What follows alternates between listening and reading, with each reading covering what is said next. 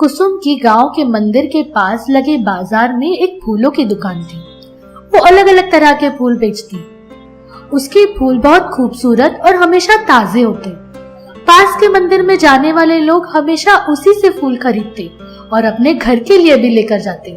फूल ले लो, फूल, ताजे ताजे फूल। अरे कुसुम, कैसी है तू? घर पे तेरी आई कैसी है? प्रणाम काकी, मैं अच्छी हूँ। आई तो अभी बीमार ही है, इलाज तो चल रहा है। आप कैसे हो? मेरा भी चल रहा है। थोड़ा जोड़ों में दर्द बढ़ गया है, इसीलिए तो बहुत दिनों से मंदिर नहीं आना हुआ। काकी, भगवान आपकी सेहत जल्दी ठीक करे। आज कौन सा फूल लोगी? बेटा, तू आज थोड़े चमेली और थोड़े कुसुम के फूल दे दे।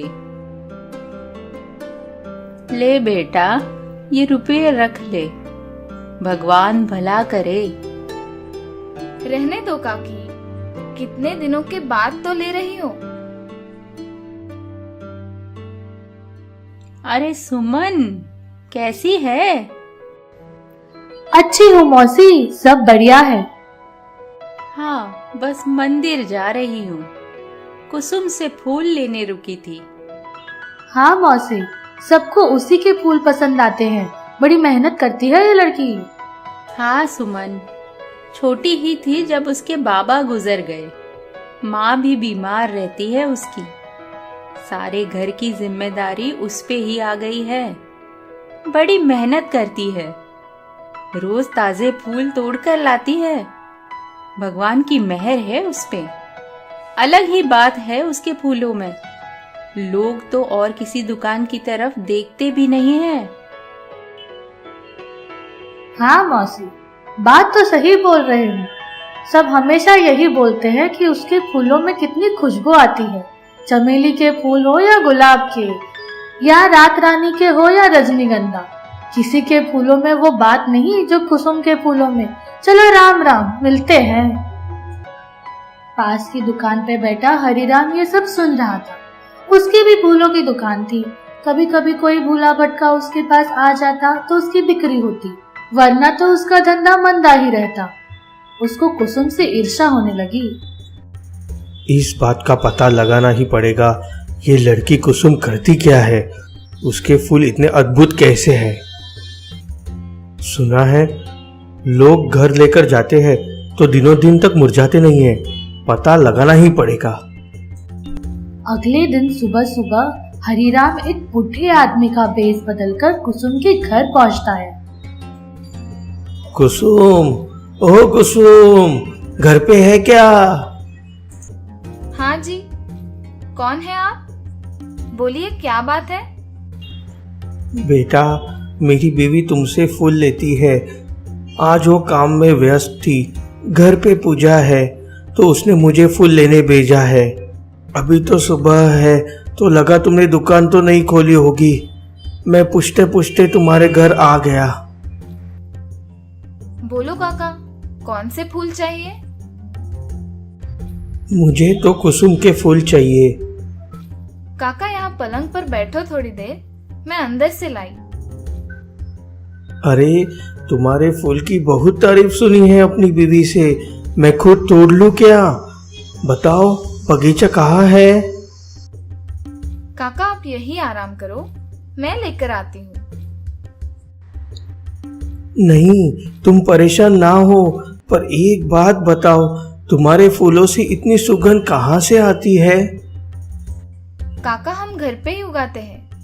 बस तोड़ने के बाद मैं अपने महादेव की मूर्ति के सामने रख देती हूँ। बाबा के जाने के बाद घर पे तो गरीबी ने जैसे डेरा जमा लिया। खाने को तो कुछ ना बचा, और जो बाबा खेती करते थे वो हमको तो आती नहीं थी। आई भी बीमार हो गई और छोटे भाई बहन का भी गुजर बसर करना मुश्किल हो गया। एक दिन इसी पेड़ के नीचे बैठकर मैं रो रही थी तो एक साधु बाबा आए घर पे। ओह अच्छा, तो क्या बोले साधु बाबा? पूछने लगे कि क्यों रो रही हो। तो मैंने सारा किस्सा सुनाया। उन्होंने अपनी पोटली से एक मूर्ति निकाली और बोला कि महादेव तुम्हारे घर को मधुबन जैसा सुंदर बना देंगे, बस महादेव पे विश्वास रखना। फिर क्या हुआ? बस बोले कि घर पे जो सुंदर सुंदर फूल लगे हैं तोड़कर महादेव के सामने रख देना और फिर मंदिर के पास वाले बाजार में बेच आना। अच्छा, तो रोज फूल पहले महादेव के सामने रखती हो?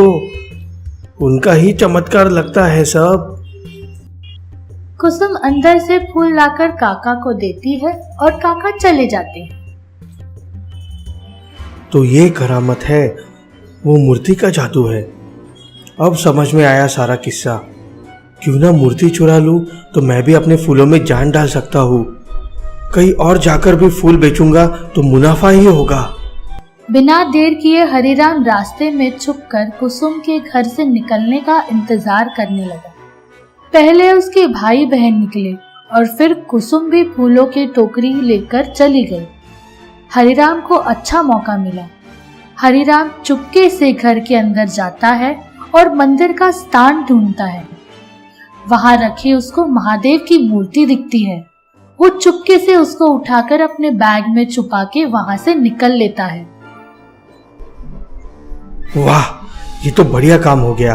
अब देखते हैं कुसुम कैसे जादू करती है फूल में।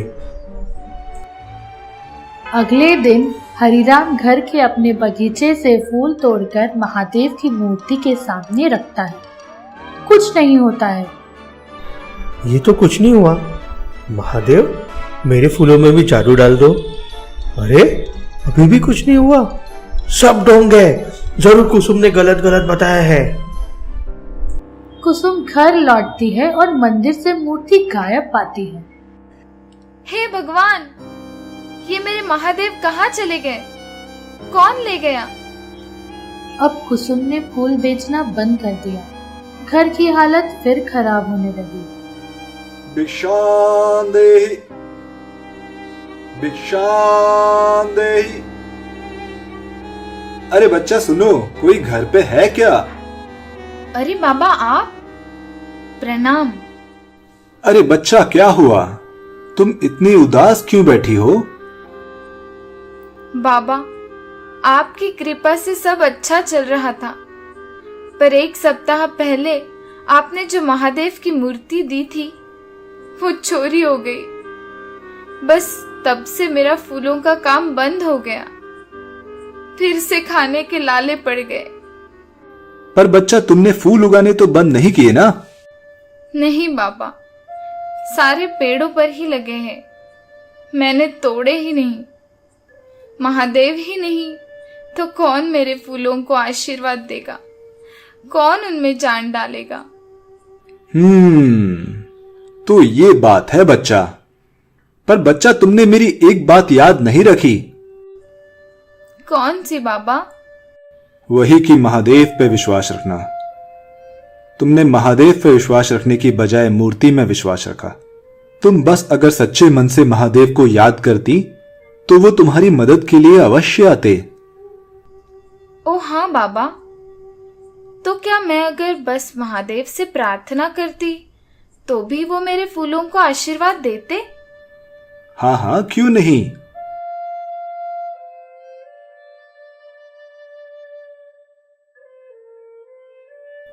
ये लो बच्चा, मानो तो ये पत्थर ही महादेव है।